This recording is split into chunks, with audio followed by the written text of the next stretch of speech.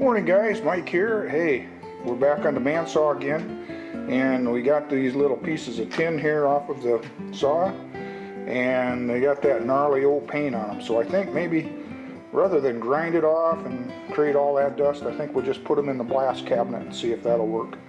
So okay, let's just stick them in here.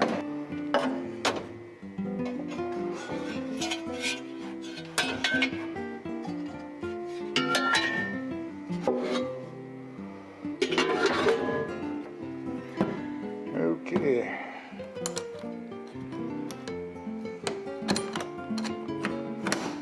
Now this cabinet does leak a little bit, and I should go around the inside of it with sealer. I am going to clean the inside of the glass off and put a light in there so I can see. And also on this side I will hook my vac up and put some suction on here and get some of the dust out. Okay, let's get hooked up. Okay guys, all blasted off. Might as well get some primer on these things before they flash off on me. Okay, be back in a sec. Ta-da! All primed up.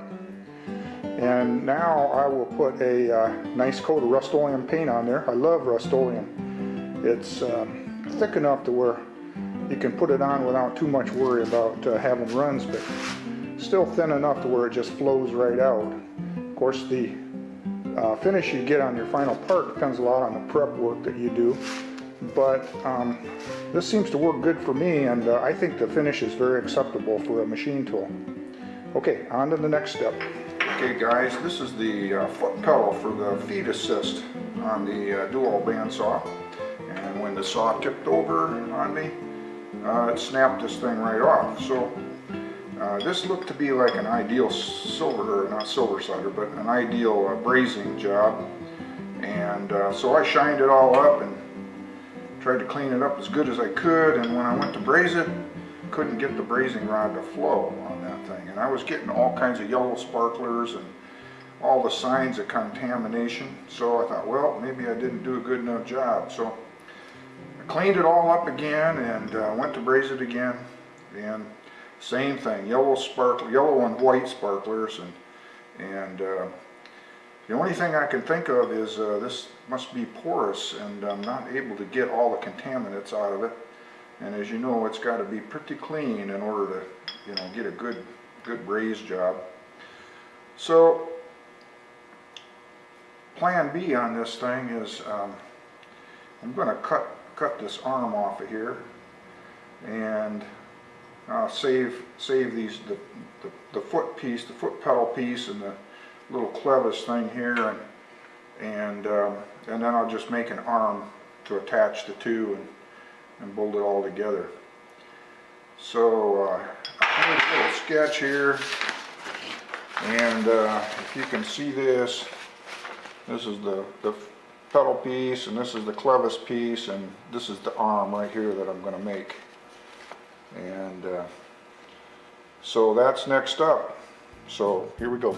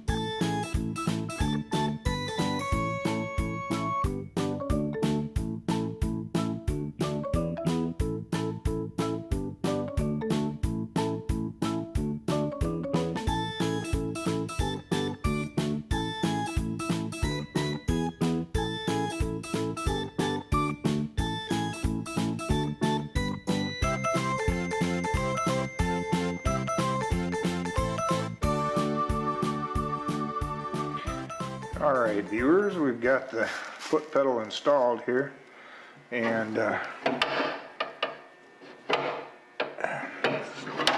kind of the way it works, and it interfered with this frame I made for the casters, so I had to take a cutting torch and cut that out, and I see there's still just a little bit too much material here, because when you push it down you're supposed to be able to turn it and lock it, and it won't quite go over far enough. So I'll show you what that thing looks like inside. Okay, here's the insides, and this is the new arm I made right here, and I utilized the old clevis. And the way this works, this is a kind of a fulcrum arm across here, and then it's attached with a cable. The cable runs up here around a pulley, comes back down, and then the end of that cable attaches to this arm here. This arm here has a chain that comes up to the table and pulls against your workpiece to provide pressure against the saw blade. So what's missing in here right now is this weight right here, and you see this space here with the hole that pins on this arm and provides the weight. You can kind of see the action here.